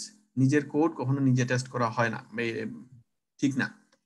আর এটা মানে নর্মাল ইন্ডাস্ট্রিতে এটা অ্যালাউড না। তো আপনার একজন টেস্টার বা একটা কিউ ইঞ্জিনিয়ার যখন আসবে, সে করে কি জানেন, সে হচ্ছে এইভাবে আসবে, সে প্রথমে 2-3টা সিলেক্ট করবে, দেখবে ফিল্টার কাজ করবে না, দ্যাটস ইট। ও কখনো স্ক্রল ডাউন করে একদম নিচে যায় না। কেন? এটা তার একটু টাইম লাগে, 1 সেকেন্ড লাগুক, আধা সেকেন্ড লাগুক, মিলি সেকেন্ড লাগুক, তার টাইম লাগতেছে, তার একটু স্ক্রল করা লাগতেছে, এই কারণেই সে করবে না। আর এইসব কারণে অনেক সময় আছে যে এই এলাকাটা আন্ডার টেস্টেড থেকে যায়, আর এই কারণে এখানে আপনার এই কারণে এই জায়গায় অনেক সময় বাগ বিল্ট আপ হয়, ক্লাস্টার হয়। তো এই ক্ষেত্রে কি তাহলে বড় কোনো সমস্যা হয় না, যেটা ওই যে বলা হলো যে 2 বছর 3 বছর পরে হয়তো বা এই বাগগুলি অনেক সময় আছে, কাস্টমারের অনেক সময় আছে যে এটা দেখা যাবে যে আমরা আমাদের যারা টেস্টার আছে বা আমাদের যে কিউএ টিম আছে, তারা হয়তো এটা ডিটেক্ট করতে পারে নাই, কিন্তু দেখা যায় কাস্টমারের কাছে গেছে, কাস্টমার কোনো একজন আসছে, সে হয়তো তার দরকার হচ্ছে, সেই উইকলি আকার মানুষ, সে এখানে ক্লিক মাইরা দেখছে যে আরে এখানে উইকলি তো দেখায় না, এখানে দেখা ডাবলিন আর কর্ক আর লিমেরিক আর গলওয়ে দেখাইতেছে। তখন সে এখানে সে বলতে পারবে। অনেক সময় ম্যাক্সিমাম কোম্পানির তাদের নিচে এরকম একটা কমেন্ট বা সেকশন থাকে যেখানে ফিডব্যাক দেওয়ার জায়গা থাকে, ঠিক আছে। তারা এখানে ফিডব্যাকে বলবে যে এই আমি তো এখানে ফিল্টার করলাম, আমার এটা হয় না, অথবা এই এখানে আপনার ফেসবুকে যাবে, গিয়ে কমেন্ট করবে যে ভাই আপনার এটা তো কাজ করে না, ঠিক আছে। তো এইভাবে অনেক সময় আছে কাস্টমারের কাছ থেকে বাগ আসে, আমাদের কোম্পানিতে প্রচুর বাগ আসে কাস্টমারের কাছ থেকে। কারণ হচ্ছে এই কাস্টমারের মতো সব কাস্টমারের ফিচার গুলো টেস্টিং করা সম্ভব না, এটা এত বেশি কমপ্লিকেটেড অ্যাপ্লিকেশন, সব কাস্টমারের ফিচার গুলো টেস্টিং করা সম্ভব হয় না। এই কারণে অনেক সময় বাগ কাস্টমারের কাছ থেকে আমরা প্রবলেম পাই, বাগ পাই, যেগুলো আমাদেরকে ফিক্স করতে হয়। তো এই ধরনের দ্যাট মিন্স এটা মানে একটা মানে মেজর ইস্যু না আর কি, যে বা এটা অ্যাভেলেবেলই সবসময়, যে এই ধরনের প্রবলেম আসতেই পারে এবং এই ধরনের জন্য কোম্পানি কোনো ধরনের লসে যাবে বা কোনো কম্পেনসেশন দেওয়া লাগে বা এই না, কোনো যাইতে পারে বাট এটাই বলতেছি যে ওই যে টেস্ট প্ল্যানিং এর সময় হবে কি, আমাদের যে টেস্ট প্ল্যানিং করতে হবে, ঠিক আছে, এই যে এখানে যে আমরা টেস্টের প্ল্যানিং এ আমরা আসবো, এই যে টেস্ট প্ল্যানিং, এই test planning A one of the major জিনিস যেটা কেয়ারফুল থাকতে হবে, আমাদের খেয়াল রাখতে হবে, সেটা হচ্ছে আমাদের রেভিনিউ এফেক্ট করবে কি কি বিষয়ে, এখানে কি কি কোন কোন জিনিসটা টেস্টিং যদি না করি তাহলে আমাদের রেভিনিউটা এফেক্ট হওয়ার চান্স আছে, আমাদের কাস্টমার আনহ্যাপি হইতে পারে।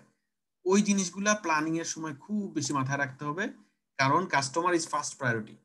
দ্যাটস ইট, এটাতে কোনো ইফ নাই, কোনো বাট নাই, কিছুই নাই, এখানে আপনার কাস্টমার হচ্ছে ফার্স্ট প্রায়োরিটি। এখন যাদের ই কমার্স সাইট, তাদের কাস্টমার কারা, সবাই কাস্টমার যারা কিনে, যারা কেনা বেচা, যারা এখানে কিনবে, ঠিক আছে।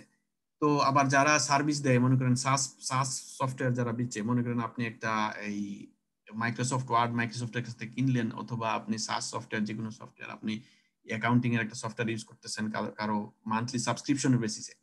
এখন আপনি মান্থলি সাবস্ক্রাইব করছেন একটা সফটওয়্যার, আপনার এই মাইক্রোসফট ওয়ার্ড, ঠিক আছে।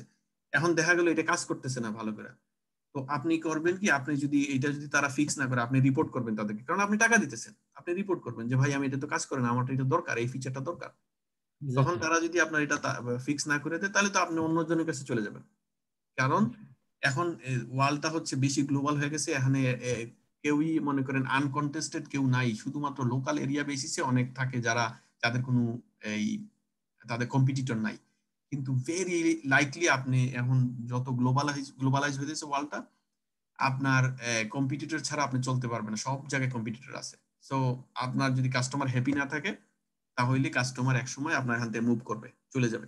আপনার যে অ্যাপ্লিকেশনটা আছে, সফটওয়্যারটা আছে, এই সফটওয়্যারটা যদি আপনি না করেন, এই আপডেট না করেন, রেগুলার আপডেট না করেন, তাহলে কি হবে, কাস্টমার চলে যাবে এখান থেকে। ফর এক্সাম্পল আমরা একটা এক্সাম্পল দিই, আমরা সবাই ইয়ের কথা জানি, এই ইবের কথা জানি না, ইবে সবাই ইউজ করছেন না, ইবে ইউজ করছেন সবাই ইবের কথা জানি, কিন্তু এখন কিন্তু ইবের মার্কেট নাই বললেই চলে। ই কমার্সের ক্ষেত্রে মানে তাদের যে মার্কেট শেয়ার ওয়ার্ল্ডে, ই কমার্সের মার্কেট শেয়ার, ইবের মার্কেট শেয়ার অনেক কমে গেছে। কে নিয়ে নিছে? সব অ্যামাজনে নিয়ে নিছে, ঠিক আছে। এটার কারণ আছে, কারণ কি, তারা তাদের এই যে কাস্টমারকে তারা সেইভাবে কেয়ার করে না, ইবে সেভাবে কেয়ার করে না যেটা অ্যামাজন করছে। অ্যামাজন আর ইবের মধ্যে মেজর ডিফারেন্স কি কেউ বলতে পারবেন? মেজর ডিফারেন্স, তাদের মধ্যে মেজর ডিফারেন্সটা হচ্ছে, আপনি যদি ইবেতে কিছু কিনেন, ঠিক আছে, এই আপনি এখানে গেলেন, এই গ্লাভসটাতে গেলেন, এই যে ফিডব্যাকটা 100% পজিটিভ ফিডব্যাক, এটা কিসের জানেন? এটা হচ্ছে সেলারের ফিডব্যাক। এই যে সেলারটা আছে না, তারে ফিডব্যাক দেওয়া হয়েছে, ঠিক আছে। এটা কিন্তু প্রোডাক্টের ফিডব্যাক না, এই প্রোডাক্টের না, সেলারের, ঠিক আছে। আবার আপনি অ্যামাজনে যদি যান, অ্যামাজনে যদি একটা প্রোডাক্ট দেখেন, আর এই যে তাদের যে এই যে রেটিং, এটা কিসের জন্য? এটা হচ্ছে প্রোডাক্টের। এই রেটিংটা হচ্ছে তার এই প্রোডাক্টের, এটা সেলারের না। এই কারণে এটা সবচেয়ে বেশি বেনিফিট। এটা কেন এত ভালো? এটা এত ভালো এই কারণে যে আপনি যদি আমার এই লিঙ্কটা পাঠান, ঠিক আছে, তাইলে আমি এই প্রোডাক্টে আপনি যেটা কিনছেন সেটাই আমি পাবো। আমি যদি এটা কিনি, সেম প্রোডাক্টটা আমি পাবো, এবং আমি জানি এই রেটিংটা দেখে আমি বুঝতে পারতেছি এই প্রোডাক্টটা ভালো। আমার সেলারের দরকার না, আমার প্রোডাক্টটার দরকার। সেলার কত ভালো না ভালো এটা আমার দরকার নেই, প্রোডাক্টটা ভালো কিনা এটা আমার জানা দরকার। ইবেতে হচ্ছে সেলারের ফিডব্যাক দেওয়া হয়, কিন্তু প্রোডাক্টের ফিডব্যাক নাই, ঠিক আছে। আপনি যদি একটা ফিডব্যাক দেন প্রোডাক্ট ভালো না, হ্যান না তেন না, এটা আসবে কার কাছে? সেলারের কাছে আসবে, সেলার ভালো না।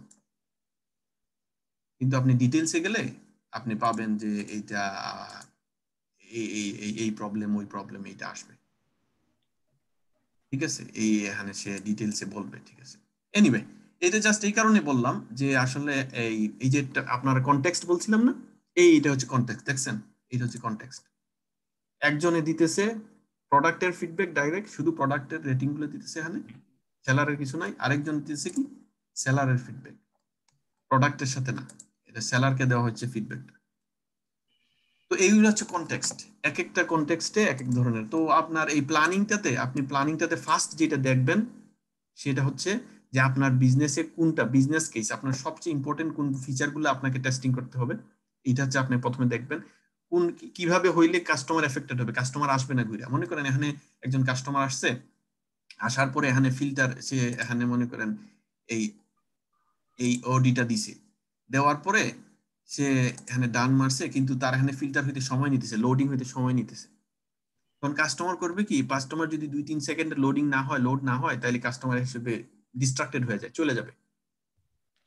তো এই বিষয়গুলো আপনাকে প্রথমে দেখতে হবে যে কাস্টমার হ্যাপি কিনা, কাস্টমার কিভাবে হ্যাপি হবে।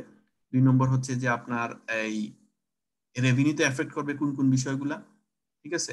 এরপরে আপনার পারফরমেন্স, অ্যাপ্লিকেশনের পারফরমেন্সটা খুবই ইম্পর্টেন্ট, পারফরমেন্স কিভাবে কিভাবে এফেক্টেড হবে।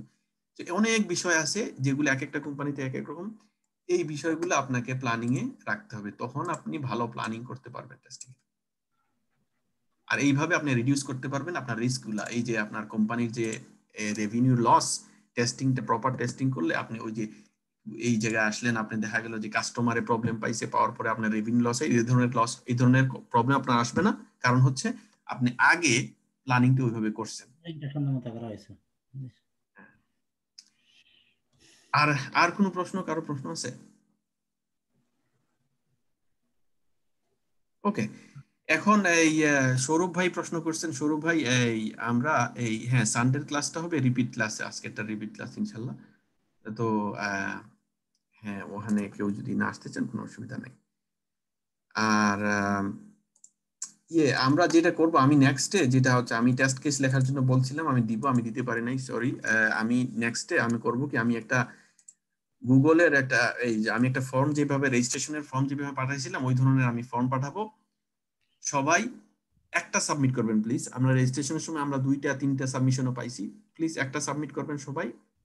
শুধু ফেসবুকে রেজিস্ট্রেশনের টেস্ট কেসটা লিখবেন, ঠিক আছে। আমি সবাইকে আগেও বলছি, এখনো বলতেছি, সবাই একটা একটা সাইট পিক আপ করবেন। যে সাইটটা আপনি শুরু থেকে শেষ পর্যন্ত টেস্টিং করবেন, ওই সাইটটার টেস্ট কেস সবগুলো আপনি লিখবেন। তাইলে হবে কি, তাইলে আপনি যখন ইন্টারভিউতে যাবেন আপনি প্রপার আনসার করতে পারবেন। আপনার একটা ফোকাস থাকবে, কারণ আপনি একটা সাইট টেস্টিং করছেন, আপনি জানেন, আপনি এটার ইনস এন্ড আউট সবকিছু জানেন, আপনি বলতে পারবেন, তাকে এক্সাম্পলও দিতে পারবেন, ঠিক আছে। এই জিনিসগুলো তারা পছন্দ করে, ইন্টারভিউতে তারা এগুলো পছন্দ করে, এগুলো জানতে চায় যে আপনি কতটুকু জানেন। সো মানে আমি কেন ডান ডিলটা বারবার দেখাইতেছি, এই কারণে দেখাইতেছি কারণ আমি এটা নিয়ে কথা বলছি, আপনারা এখন এটা নিয়ে ফ্যামিলিয়ার থাকবেন। এই যে টার্মগুলো আমি ব্যবহার করতেছি, এই টার্মগুলো এটার সাথে রিলেট করার চেষ্টা করতেছি, যাতে আপনাদেরকে বুঝাইতে পারি। সিমিলার ভাবে আপনারা সবাই একটা একটা সাইট পিক আপ করবেন, যেটার টেস্ট কেস গুলো সবকিছু আপনি লিখবেন। ইভেনচুয়ালি যখন আমরা শেষের দিকে আসব, তখন আপনাকে সব টেস্ট কেস গুলো লিখতে হবে এই সাইটটার, এবং এই টেস্ট কেস গুলো যখন লেখা শেষ করবেন, তখন আপনার টেস্ট কেস গুলো আরেকজনের নিবে, সে আপনার টেস্ট কেস গুলো এক্সিকিউট করবে, আপনি আরেকজনের এক্সিকিউট করবেন। তাইলে হবে কি, আপনার টেস্ট কেস গুলো কতটুকু এফিশিয়েন্ট তখন বোঝা যাবে। কারণ নিজেরটা নিজে টেস্টিং করলে, আমি মনে করেন এই ফিল্টারটা যদি টেস্টিং করি, তাইলে আমি লিখছি টেস্ট কেস, আমি যদি টেস্টিং করি তাইলে আমার টেস্ট কেস ফলো করা লাগবে না। এটার এক স্টেপ 1 কি, স্টেপ 2 কি, স্টেপ 3 কি, এটা ফলো করা লাগবে না, কারণ আমি তো জানি এটা স্টেপ, আমি মনে করবো ঠিক আছে, আমি মনে করবো যে আমার স্টেপ গুলো ঠিক আছে। কিন্তু আপনার টেস্ট কেস যখন আরেকজন এক্সিকিউট করবে, তখন আপনি বুঝতে পারবেন আপনার টেস্ট কেসটা কতটুকু এফিশিয়েন্ট। এবং এই প্ল্যানটাই হচ্ছে যে আপনি একটা ওয়েবসাইট পিক আপ করবেন, সিম্পল ওয়েবসাইট পিক আপ করবেন, যেটা আপনি টেস্ট কেস এক্সিকিউশন, সব টেস্ট কেস লিখবেন, আপনার টেস্ট কেস গুলা এই পরে আরেকজন এক্সিকিউট করবে, এবং এগুলা রিপোর্টিং করা হবে। তখন বোঝা যাবে যে কার টেস্ট কেস কতটুকু এফিশিয়েন্ট। তো আমি ইনশাল্লাহ এই যে ফর্মটা দিব, এই ফর্মটাতে আমাদের এই টেস্ট কেস গুলো আপনারা লিখবেন। একটা টেস্ট কেস দিবেন এই ফেসবুকের রেজিস্ট্রেশনের টেস্ট কেস। সরি, আমাকে একটা মিনিট দেন, আমার ছেলেটা উঠে গেছে একটা সেকেন্ড।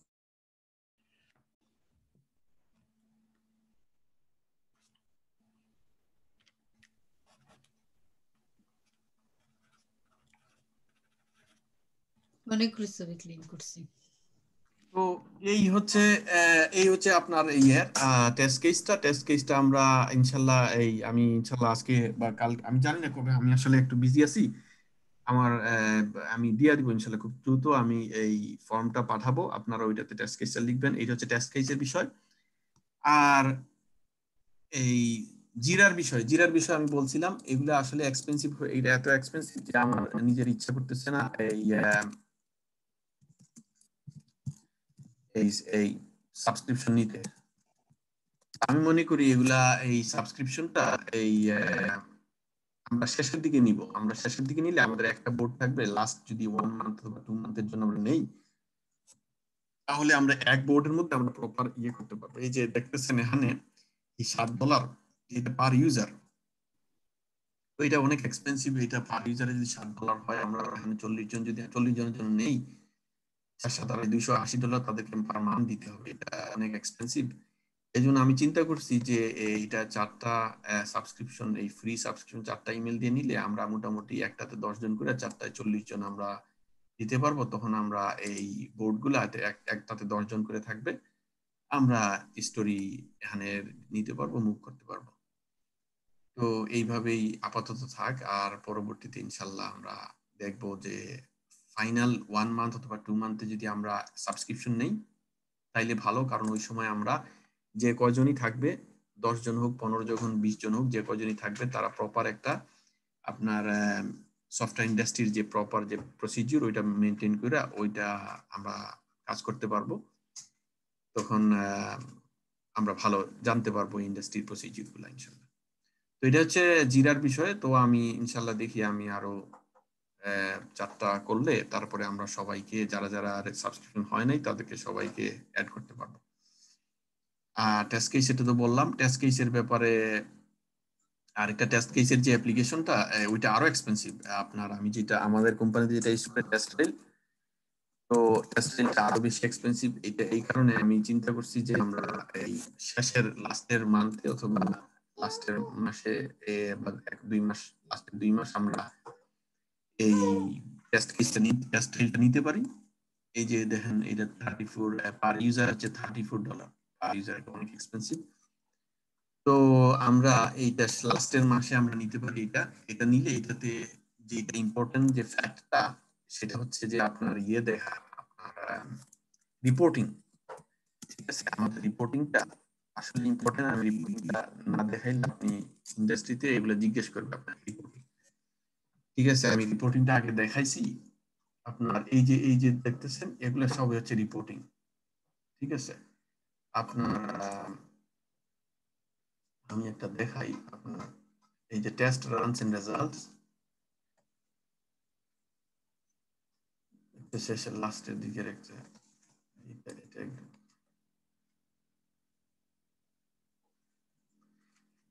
এই যে মনে করেন এটা একটা টেস্ট রান করা হয়েছে, ঠিক আছে, এখানে 89% পাসড। হ্যাঁ, এখানে 5টা 9% ফেইল, আর একটা হচ্ছে আনটেস্টেড। এই যে বিষয়টা, এই পুরোটা, এইটা আপনাকে, এইটা কপি করে আপনাকে দিতে হবে। আপনাকে এই যে ডিটেলস গুলা, এগুলা আপনার কাছে ম্যানেজমেন্ট কখনোই চাইবে না। ম্যানেজমেন্ট কখনো আপনাকে বলবে না যে এই টেস্ট কেসটা আমাকে দেও, এগুলা রেজাল্ট না। ও ম্যানেজমেন্ট কি চায়, আপনার যে হায়ার ম্যানেজমেন্ট আছে তারা সবসময় এই গ্রাফ, এই যে এভারেজ যে রেজাল্টটা, এইটাই দেখতে চাবে। ঠিক আছে, এই অংশটা শুধু তাদের কাছে এই অংশটা পাঠাবেন, এবং তারা যখন আপনার সাথে গো নো গো মিটিং হবে আপনার যে শেষের দিকে, এই যে আমি বলছিলাম যে আপনার ডেভেলপমেন্ট লাইফ সাইকেলের শেষের দিকে রিলিজ করার আগে, এই যে এখানে রিলিজ, আপনার প্রোডাক্টটা কাস্টমারের কাছে রিলিজ করার আগে একটা মিটিং হয়। এই টেস্টিং যখন শেষ, মনে করেন আপনার এই রিগ্রেশন টেস্টিংটা শেষ হয়েছে, 89% আপনি পাস হয়েছে, তখন একটা মিটিং হবে ম্যানেজমেন্টে, যারা ম্যানেজার আছে, লিড আছে, তাদেরকে নিয়ে একটা মিটিং হয়। যে মিটিংটাতে ডিসিশন নেওয়া হয় প্রোডাক্টটা কি রিলিজ করা হবে কি না। ওই ডিসিশনের সময় এই বিষয়, এই রেজাল্টটা তারা দেখবে। তখন তারা বলবে যে এই যে 5টা ফেল, এই 5টা ফেল কি, এগুলা কি ক্রিটিক্যাল কিনা। যদি ক্রিটিক্যাল না হয় তাহলে বলবে ওকে, আমরা ইটস এ গো, মানে এটা রিলিজ হবে। আর যদি এখানে ক্রিটিক্যাল থাকে একটাও, তাহলে বলবে নো গো, এটা যাবে না, ওই ক্রিটিক্যালটা আগে ফিক্স করতে হবে, এরপরে এটা যাবে। তো এই রিপোর্টিংটা অনেক ইম্পর্টেন্ট। আমি যে টুলস গুলো আমি দেখতে চাই অনেক ফ্রি টুলস আছে, আসলে এইগুলাতে প্রচুর টাইম যায়। আমি যেভাবে মনে করছিলাম এত ইজি না, লেকচার রেডি করা এগুলা সবকিছুতে প্রচুর টাইম যায়। তো আমি আসলে বাইরে উঠতেছি না সবকিছু একসাথে করতে। আমার নিজের কাজও করা লাগে, নিজের কাজ অনেক কিছু আছে, ফ্যামিলি মেনটেন সবকিছু মিলাইয়া।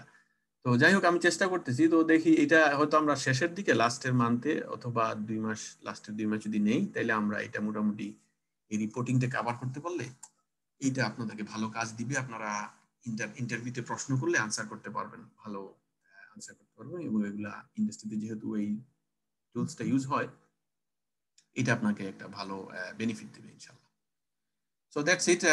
আমি জিরার ব্যাপারে বলছি, টেস্ট কেসের ব্যাপারে বলছি, সবকিছু বলে দিয়েছি ইনশাআল্লাহ। আর কোনো প্রশ্ন থাকলে বলতে পারেন, আর না হইলে আমরা এখানে শেষ করি। 9:21 হয়ে গেছে, আমরা আলহামদুলিল্লাহ আমরা এখানেই শেষ করতে পারি আপাতত আজকের মতো। যদি কারো প্রশ্ন থাকে বলতে পারেন। ইউসুফ ভাই, আমার একটা কোশ্চেন ছিল। হ্যাঁ বলেন মশির ভাই। কোশ্চেনটা হলো যে একজন নিউ কামার হিসেবে আমি যখন জব শুরু করব, তখন আমি যে টেক্সট আপনি যে বলতেছেন টেস্ট কেসগুলো লেখার জন্য, এটা আমি কিসের উপর ভিত্তি করে লিখবো? এটাকে আমি বিল্ডের উপর ভিত্তি করে লিখবো, নাকি কাস্টমার রিকোয়ারমেন্ট স্পেসিফিকেশনের উপরে ভিত্তি করে টেস্ট কেসগুলো লিখবো? আমাকে লিখতে হবে না? প্রথমেই বলছি, আমি আগের লেকচারগুলোতে বলছি যে টেস্ট কেস আপনাদেরকে সাধারণত রিকোয়ারমেন্ট স্পেসিফিকেশন, আপনি প্রথমে আপনার যে নভিস হিসাবে আপনি যখন ঢুকবেন, আপনি অ্যাসোসিয়েট হিসাবে যখন ঢুকবেন, তখন কেউই আপনাকে এই এই রিকোয়ারমেন্ট স্পেসিফিকেশন দিবে না, আপনি ওইটা পাবেন না। আপনি যেটা পাবেন হচ্ছে রেডিমেড টেস্ট কেস পাবেন, readymade already test case develop করা, ঠিক আছে? এইভাবে টেস্ট কেস ডেভেলপ করা, এই স্টেপগুলো দেওয়া আছে, এক্সপেক্টেড রেজাল্ট, এইভাবে আপনি পাবেন। আচ্ছা, এইভাবে পাবো। আচ্ছা, এটা আপনি এক্সিকিউট করবেন, এই প্রথমে এই লাইনে যাবেন, এটা করবেন, তারপরে এটা করবেন, তারপরে দেখবেন এটা মিলছে কিনা, ঠিক আছে? এইটা আপনি পাবেন। আর আপনাকে যেটা লিখতে বলতেছি আমি, সেটা হচ্ছে যে আপনি ফেসবুকে যে রেজিস্ট্রেশন, আমি লগ ইন করার কথা বলছি, কিভাবে লগ ইন করা, এই যে এই ডানডিলে লগ ইনের টেস্ট কেসটা আমি দেখাইছি, ঠিক আছে? যে ডানডিলে কিভাবে লগ ইন করতে হয়, এইটা টেস্ট কেসটা আমি লিখে দেখাইছি আগের ক্লাসে। জি জি। তো ওইভাবে আপনি ফেসবুকে রেজিস্ট্রেশনটা করবেন। যে ফেসবুকে আপনি প্রথমে ফার্স্ট স্টেপ হচ্ছে গো টু facebook.com, ঠিক আছে? সেকেন্ড স্টেপ হচ্ছে ক্লিক অন রেজিস্ট্রেশন। আপনি প্রথমে facebook.com এ যাবেন, এরপর আপনি রেজিস্ট্রেশনে ক্লিক করবেন, ঠিক আছে? এইভাবে আপনার যে স্টেপগুলো আছে রেজিস্ট্রেশনের, শুধু এইটাই একটাই আমি চাইছি। এটা কেন চাইছি, আমি জাস্ট একটা ফিডব্যাকের জন্য বুঝতে চাইতেছি আপনাদের। ওকে, ইনশাআল্লাহ, ঠিক আছে। তো এইটাই আর কিছু না। পরবর্তীতে ইনশাআল্লাহ আপনার কিছু না, রিকোয়ারমেন্ট স্পেসিফিকেশন আমি নিজেই পাই। আমি এতদিন ধরে কাজ করছি, আমি কখনো রিকোয়ারমেন্ট স্পেসিফিকেশন পাই নাই। কারণ রিকোয়ারমেন্ট ইউসুফ স্পেসিফিকেশন, ভাই, হ্যাঁ সরি, ফেসবুকে কি লগ ইন নাকি রেজিস্ট্রেশন, কোনটা টেস্ট কেস লিখবো আমরা? রেজিস্ট্রেশন। Okay, thank you. যাই হোক, এই আজকে। আর কারো প্রশ্ন থাকলে বলতে পারেন, আর নইলে আমরা ইনশাআল্লাহ শেষ করি।